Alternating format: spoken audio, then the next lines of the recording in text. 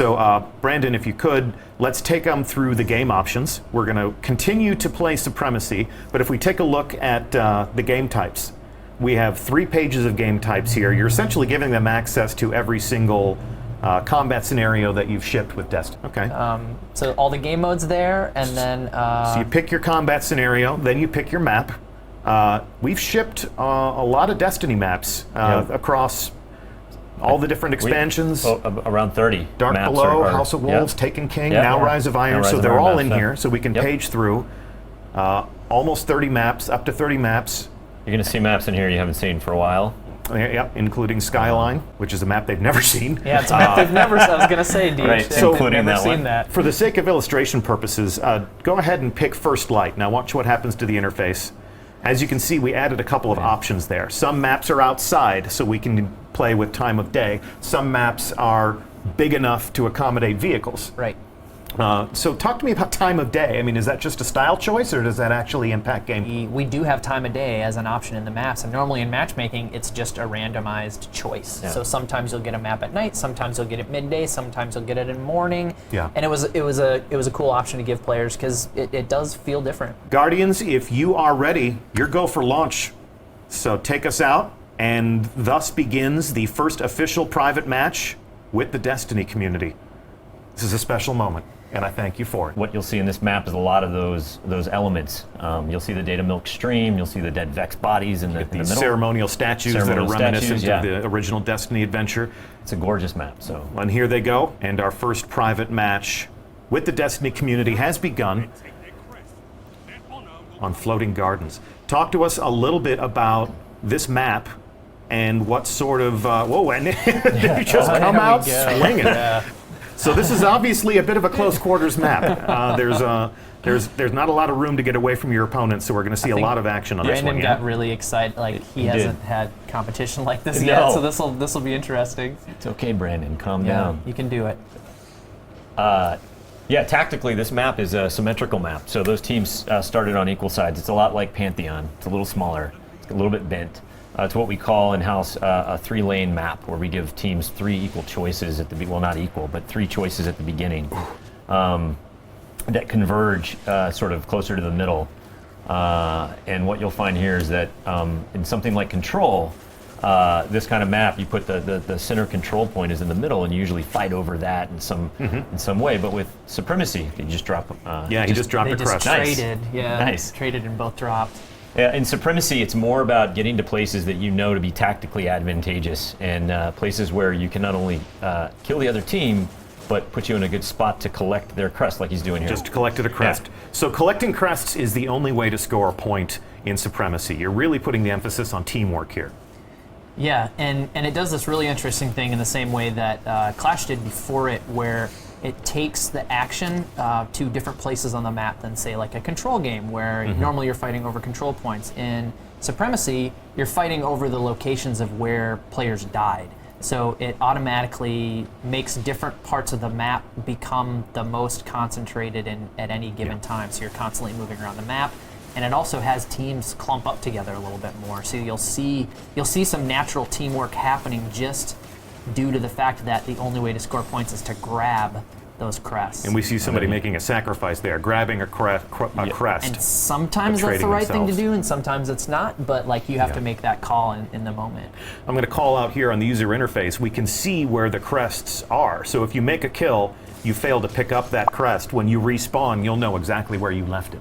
Yeah, yeah. So each kill is worth how many points? A collected crest will be worth 2 points, and we break it up that way because we want to give the person who got the kill some credit, and also the person who picked it up. So if you get a kill and pick up the crest, you're going to get both points. 2 points. Yeah. And if I make a kill and you pick up the crest for me, you'll get 1 point and I'll get another point. Okay. It's still team score. Yep. So the points go to the entire team. It's just if I get a kill and someone picks it up on my team, you feel like you were part of the whole process. So if you're the type of player that's used to saying, "Hey, bro, you stole my kill," break that habit immediately, because the I think team you'll that be happy You want that them to your collect teammates for you. like grab those crests. Yeah.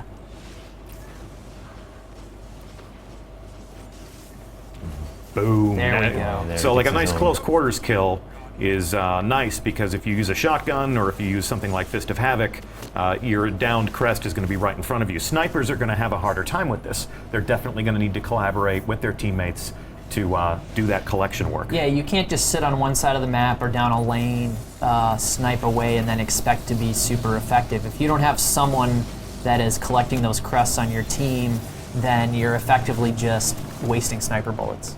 Interesting, yeah.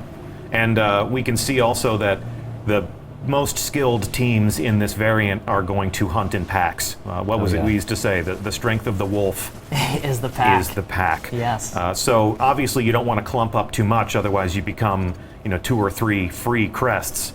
But if you don't have anybody working with you to collect those things, the point for making a kill is not guaranteed.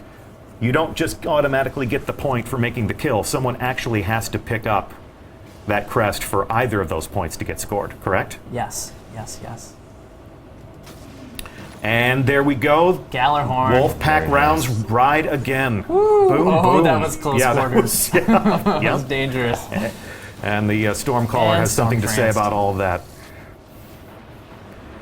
Yeah, the guys in my clan call that the Storm Chaser, because as soon as you hear that, it's like, run, run, run, run, run, and that's what he does.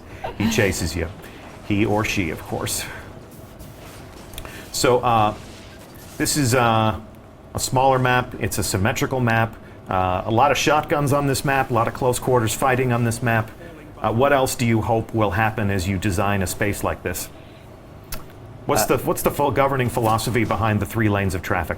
Well, you hope that the 3 lanes have like different experiences down each of them, right? So when you're making a choice, you kind of know what type of fight you want to get into. I mean, the shotguns are definitely going to be pervasive over here on the right, more enclosed areas, but on that outer edge where it's a little longer sight lines, I think you want longer distance fights. I mean, it's in Supremacy, the way it plays out. I think you have somebody supporting somebody else with longer range weapons, most likely. But you hope that oh, nice. There we go. You hope that stuff happens. Oh, denied. Couldn't get to the crest in time, but ended up taking out that guy anyways. Nice. Good work. Oh. So when you think of your favorite Destiny maps, there's always a portion of the map that's kind of the hot zone. When you look at the heat maps, that's where most of the kills get made. Where do you think is going to be the sweet spot for a team to control here on Floating Gardens? On Floating Gardens, I mean, the 50-yard line's pretty popular, right? I mean, and where's that? That is right down. It's easy to figure out once you see it, but it's this Vex data milk river right down the middle of this map. So, and then there's a couple of different interesting spaces along that axis. They're fighting here right now. He's on Yeah, it. And so you want to command that area. That would be where all the crest indicators Yes, are on the exactly. map. That's not a surprise. So, So these are 2 pretty evenly matched fire teams. This is actually pretty good. This is great. We brought in people from the community, and we were having them play against members of the Bungie away team, as well as our friends from Activision, who built this lovely space where all this magic happens for us.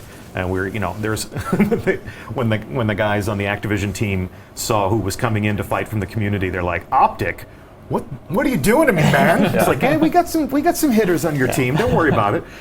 Brandon's got game. He's probably one of the most skilled Bungie employees in the studio. In which case, we're definitely going to form up our own Bungie team and get in on some of this private matches action. nice. All right, Yeah, that was a close match. close match.